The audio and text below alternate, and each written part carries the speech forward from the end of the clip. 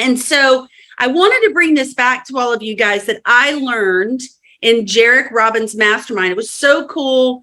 We were in a room together. We were up in a penthouse suite. I was so excited. I'm here with all of these big players. I mean, way, way bigger players than me. I was just like, wow, I am in a room of people who have what I want. How many of you put yourself in a room with people who have what you want and do it often, and you pay a lot of money to go do it? Sandra's like, yeah, I know Sandra does. She pays a lot of money every year to go put herself in rooms with people that are at the top level, right? Here's the thing, guys. It changes your trajectory. It changes your mind. I came back this weekend and I was like, wow, I've been focused on the wrong stuff. Because when you get out from behind yourself and the way you think all the time, and you immerse yourself into the way people think that have everything that you want, you absolutely say to yourself, man, I've been in the wrong room for a long time, and I'm finally in the right room. And let me just tell you some of this stuff that got dropped on me that I thought was awesome. And I want to help you today. If any of you are in a focus pattern today that is not serving you to hit your goal. So if you're behind on goal and you're thinking to yourself, I'm never going to get there. It's mid-October. I don't have a lot of time left. Then you're not thinking of in a focus pattern that is serving you. Like Sandra, we're like, Sandra, where are we on our goals? Sandra goes and gets into a relationship with someone, and now she's working on 2 10-unit deals. She's going to close 20 units. She's going to hit her goal. She's going to bypass it, right? So what's our focus pattern? What are we focused on? So I want you to write down these 3 things. First of all, 4 things. 1, the 4 most dangerous words that an entrepreneur can say. Do you guys know what the most dangerous words that an entrepreneur can say? 4 words. What is it, Karina? That's always the way we've done it. That's one of them. That is absolutely one of them. We've always done it this way. Yep. I've always done it this way. What are some other dangerous words entrepreneurs can say? I've always done it this way. I don't need to change. I don't need to change. But here are 4 dangerous words that I was given, and I loved it. And it said, the 4 most dangerous words for the entrepreneur is, I already know this. When we think we already know this, we already know it. We don't have anything to learn. We don't have to be open to learning to something else. I already know this. When we hit a level in our business that we don't have the patience for learning and education at a higher level than we used to, right? We're not hungry for it. I got into a room with these 30 people, and Jairek Robbins, Tony's son, who is so much like him, it's scary, slapped me across the face with what I didn't know. And I loved it. I loved every minute of it because it just got my adrenaline going. I was so excited. And I'm like, wow, this is inspiring to me. So if you're not getting in a room with people that have the business that you want and that have done the things that you're not willing to do to get that business, go get in a room with them. Pay whatever money you got to pay, find it somewhere, and go get in a room with these people. All right, I want you to write these 3 things down. Focus patterns. After he said that, he said, here are the dangerous things for entrepreneurs.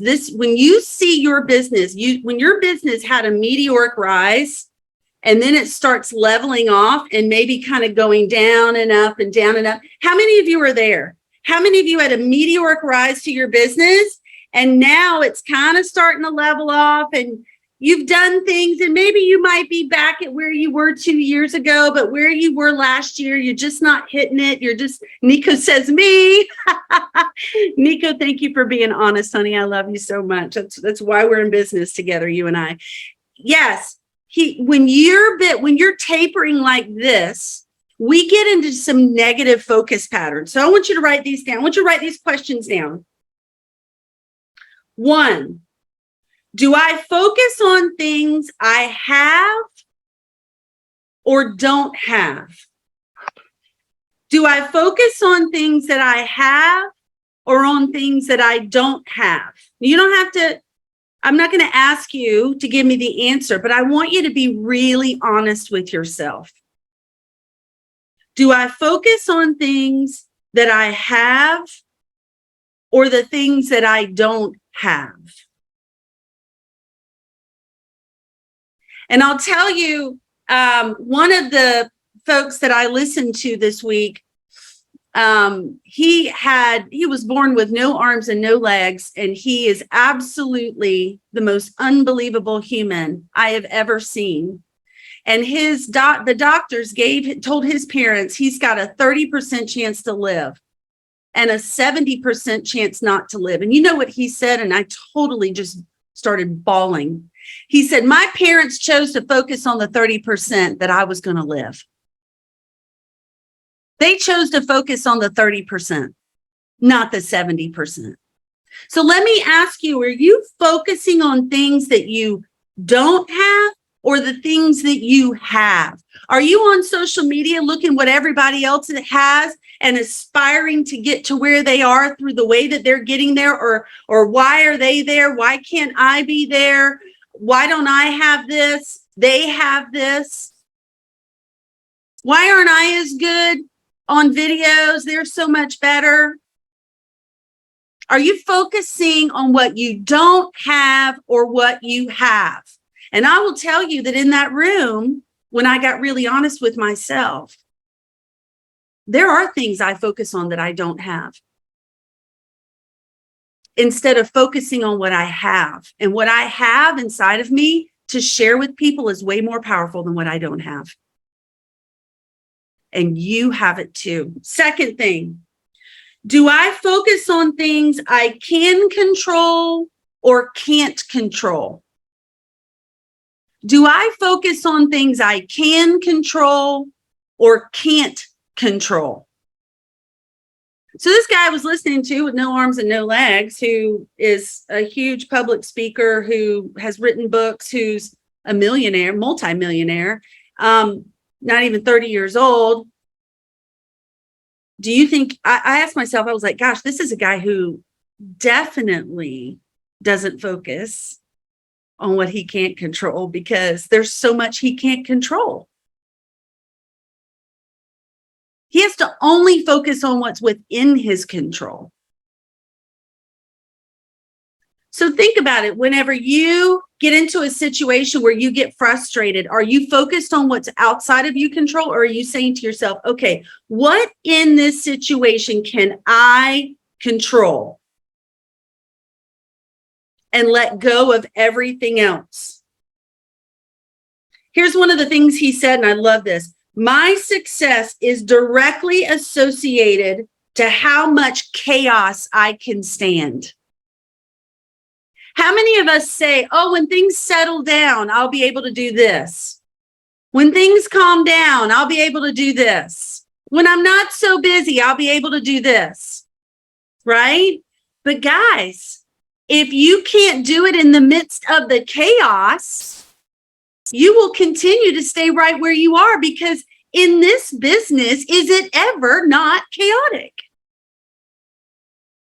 No, it's total chaos all the time. So my success is directly associated to how much chaos I can stand. Man, I'm putting that up on my wall in front of me, because even in my world, there's massive chaos. And here's the cool thing. If you focus on what's within your control, even in the midst of the chaos, you will accomplish exactly what you need to accomplish to move your business forward.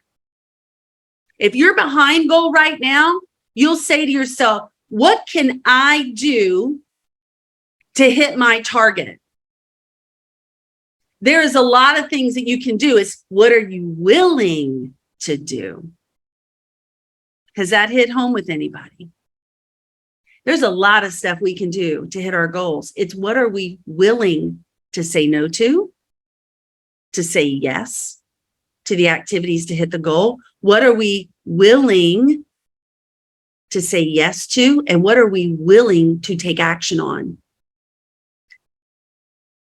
There's one thing I heard this week that sticks with me, and it says, you know what? You don't have a time management problem. You've got a choice management problem. Ooh, you will never hear me say time management again. If I do, you guys can reach through the Zoom and smack me. Because no one has a time management issue. We've all got a calendar in this phone. We got a calendar on this screen. Heck, in this Remarkable, you should see my business plan and my daily schedule. It's so pretty. Time pops up, reminder pops up and says, time to lead generate. What choice do I make? I don't know. What choice do you make? When we now say, I don't have a time management problem, I have a choice management problem, we can no longer blame time. We have to blame who? Point. It's our choices. It's our choices. That one nugget right there will change your life. If you say, I am only going to make choices that serve me and my business and my family, that'll change your life. Okay, so one, do I focus on things I have or things I don't have? Do I focus on things I can control or things I can't control? Here's number three.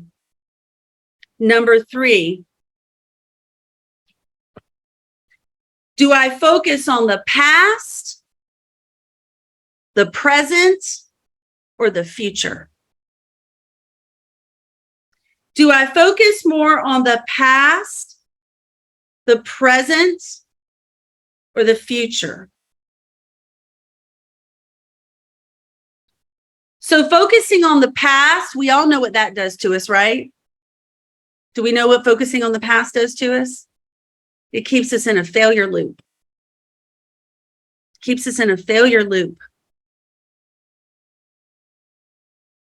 Now, I don't know about you guys, but I'm a future focuser. Who focuses on the future? Future focuser, right? And I thought that was good. When he said, who focuses on the future? I'm like, me.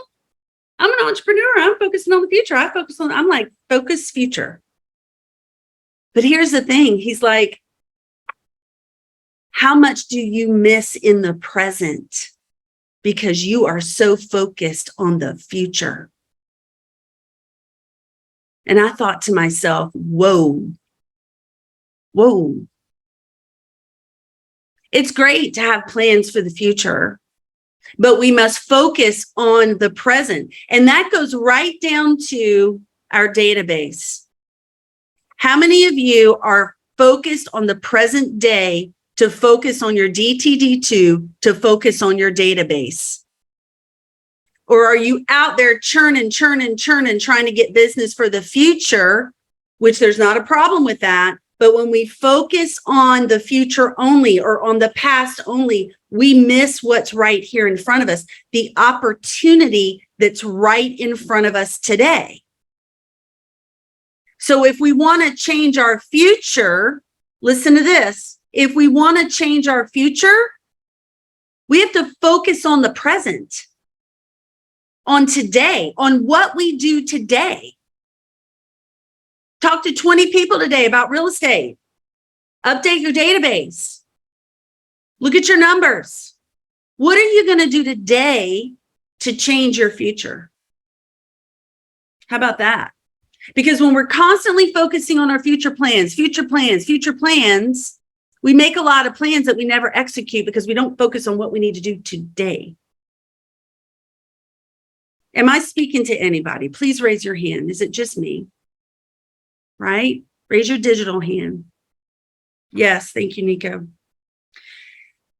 Those are the 3 nuggets. I want to leave you with this last one. It says, so the 4 worst words for an entrepreneur is, I already know this. I gave you 3 ways to change your focus patterns. What are you focused on? Past, present, or future. What's in your control or outside of your control. And what you, and the first one was what I have or what I don't have. And I'm going to get, Renee, you raised your hand. I'm going to get to you in just a second. The next thing I want to say to you is about your 2 most valuable assets. What are your 2 most valuable assets? Somebody tell me or put it in the chat box. What is your 2 most valuable assets? Tell me. What do you think? What do you think? Nico said time. Yes, that's one. Dana says relationships. That is definitely important. That is definitely important for sure. The 2 most valuable assets, Renee says mindset. That's also for sure important. Your 2 most valuable assets is your time and your energy. Your time and your energy, because Dana said relationships. Absolutely. Can you be there for your relationships if you don't take the time and you don't focus on making sure you have the energy? So who in your relationships right now are sucking your energy? Write their names down. Love them from a distance. Sandra's laughing. Love them from a distance. Don't break up with them. Just love them from a distance. Create boundaries around yourself and around your body of work, around your family.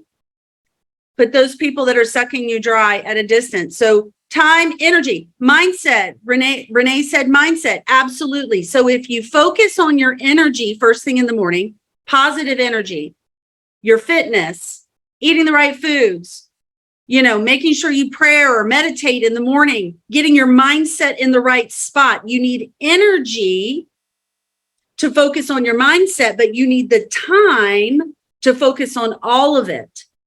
So that brings us back around to our choice management to ensure that we're making the right choices so that we have more time and we have more energy.